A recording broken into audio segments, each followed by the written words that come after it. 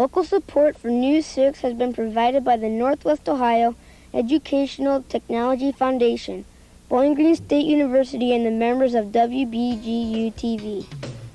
Hi! We're the 6th grade class of Riegal Elementary, home of the Blue Jackets.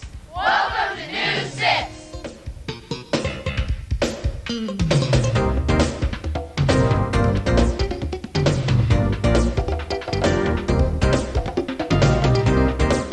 Hi, I'm Brett Hammer from Riegal Elementary. Welcome to News 6. With today's first story, here's Sabrina Reinhardt. Today's first story introduces us to the world of precious moments, those precious ceramic figurines collected by young and old alike. Angie Conley has the story. Hi, my name is Angie Conley, and I'm interviewing my mom, Shirley Conley, on her Precious Moments collection. What exactly are precious moments, and who makes them? Precious moments are ceramic or porcelain figurines that a man or an artist named Sam Butcher has produced. He lives in California. They're actually more special because they are an idea or a feeling or an event that happens in everybody's lives. And so they are different than other kinds of ceramics that some people collect because of that. Why did you start collecting them? I started collecting precious moments when I was graduating from college. My sister gave me a graduate precious moments, which are little children in different situations, and this was a graduate, and she gave me that in 1981, and that started my collection. We hear that a precious moment played a part in your wedding. Can you tell us about it?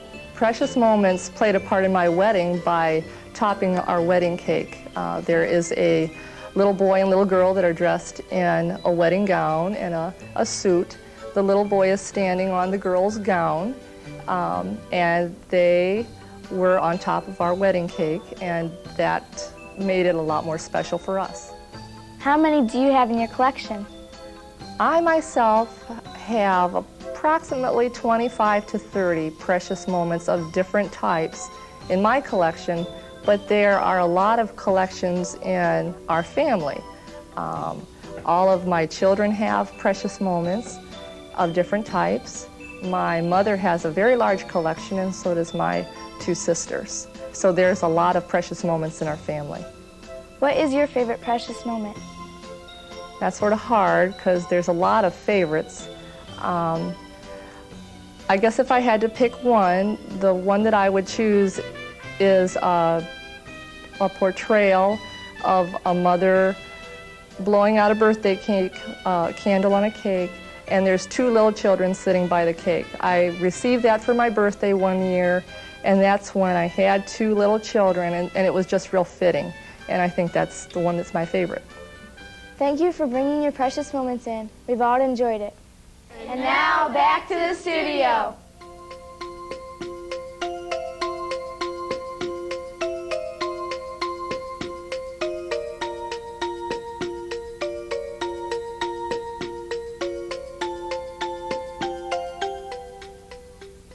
Today's News 6 is produced by the 6th grade class in Riegal Elementary. Riegal is located in Seneca County, about 15 miles south of Astoria. It was founded in 1883 and has a population of 280 people. Our next story is about a courageous young 7th grader in Riegal, Ohio. Carrie Gillig was diagnosed with leukemia earlier this year, and her attitude and spirit is an inspiration to everyone. Here's her cousin, Corey Gillig, with the story. Hi, my name is Corey Gillig, and I'm here to interview my cousin Carrie Gillig, who has leukemia. As a young person, how do you deal with having leukemia? Well, at first I really didn't like it at all. I still don't like it, but I just deal with it one day at a time. What types of treatments do you take for your illness? I just take chemotherapy. I heard you had a special phone call. Could you tell us about it? Bernie Kozar called me, and he told me a little bit about his family, that he has two little girls, and one is 3 months old and one is 2 years old. And the 2-year-old always gets worried whenever he gets tackled on TV. I'm also going to visit them up in Cleveland, the whole team, and I get to see the whole team get their autographs. And I have an autographed picture of Bernie Kosar, a yearbook, and a Browns picture. I also have an autographed picture of Mark Price and Brad Doherty, and a Frisbee that's autographed by Jamie Farr. What advice would you give other children that were diagnosed with leukemia? I just tell them to take it one day at a time and do what the doctors tell them. What do you like to do for fun? I play basketball, and I'm either going to run cross country or play volleyball. I have to decide. Thanks for spending some time with us today, Carrie. Now back to the studio. With the winter season fast approaching, many of us wish for the warm winter months. This week's Kids View question asks the 6th graders where they would want to be if they could pick anywhere in the world to live. Here's what we found out. This week's Kids View question is, if you could live anywhere in the world, where would it be and why? I would live in California because it's warm there all year round. If I could live anywhere in the world, I'd live in Atlanta because I'd like to see the Olympics. If I could live anywhere in the world, I would live in Ohio because I like the different seasons of the year. If I could live anywhere in the world, I would like to live in Australia because I like wildlife and they have a lot there. Ohio is well known for its rich soil and livestock, which plays an important part in the feeding the people of America. Our final story today is about a man who raises cattle and hogs, as well as farms 275 acres of land. Stacy Wentz has more details. Hi, I'm Stacy Wentz, and I'm interviewing my stepdad, Tom Bullion, about his farming business. How long have you been in the farming business? About 18 years, since 1975 when I graduated from high school, when I farmed with my father. Since 1983, I've been farming on my own. How many acres is your farm? 275 acres, and we rent it all. Right now, some half and half, fit what they call 50-50, and some cash rent. What kind of animals do you raise on your farm? Hogs and cattle, mostly cattle. We try to raise around, have 70 head on the farm at all times and sell about 80 head a year. We buy small calves and run them up to fat cattle and sell them. How far do you haul the livestock? Right around 35 miles to Bucyrus. I haul hogs, cattle, and sheep, and I pick up from area farmers and haul them to town for market. What do you like about farming?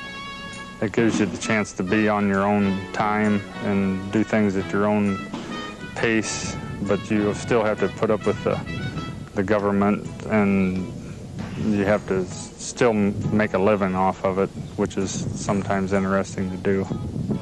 Thank you for letting us visit you at your farm. You're welcome. Moving back to the studio! That's all for this week's show. Thanks for watching. Be sure to tune in next week when the 6th grade class of Upper Scioto Valley Middle School visits News 6.